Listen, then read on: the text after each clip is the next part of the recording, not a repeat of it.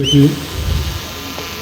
ముఖ్యంగా ఇక్కడ విచ్చేసిన రంగా గారి అభిమానులందరికీ పేరు పేరున హృదయపూర్వక నమస్కారం తెలియజేసుకుంటూ ముందుగా ఇక్కడ అనుమతులు అన్ని సాఫీగా ఇచ్చేట్టు సహకరించిన శాసనసభ్యులు ఏలూరు సాంబశివరావు గారికి హృదయపూర్వక ధన్యవాదాలు తెలియజేసుకుంటూ అందరూ మీరందరూ అండగా నిల్చున్నారు కాబట్టి ఆయన బాధ్యత కింద భావించారు. మీరు అడగగానే ఇక్కడ పర్మిషన్లు అన్నిటికీ వెంటనే సహకరించారు.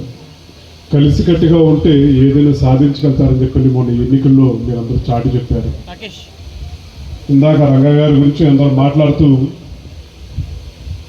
ప్రతి ఒక్కరు ఒక కులంలో పుడతాం అలాగని చెప్పని ఆ మనిషికి ఆ కులాన్ని ఆపాదించి వాళ్ళ కీర్తిని వాళ్ళ ప్రఖ్యాతిని తగ్గించడం వాళ్ళు అవుతారు తప్ప దయవుంచి కులం బలాన్ని 10 మందికి ఉపయోగపడితే ఎప్పుడూ ప్రజలు గుర్తుంచుకుంటారని చెప్పని చాటి చెప్పిన నాయకుడు కీర్తిశేషులు వాగవీటి మోహన్ రంగా గారని చెప్పిన సగర్వంగా చెప్పుకుంటాను. కేవలం 3.5 సంవత్సరాల పాటు శాసనసభ్యుల కింద ఉన్నారు.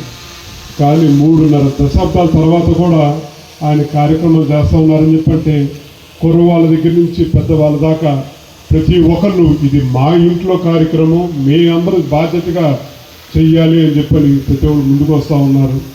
వాళ్ళందరికీ రంగా గారి అభిమానులందరికీ హృదయపూర్వకంగా ధన్యవాదాలు తెలియజేసుకుంటూ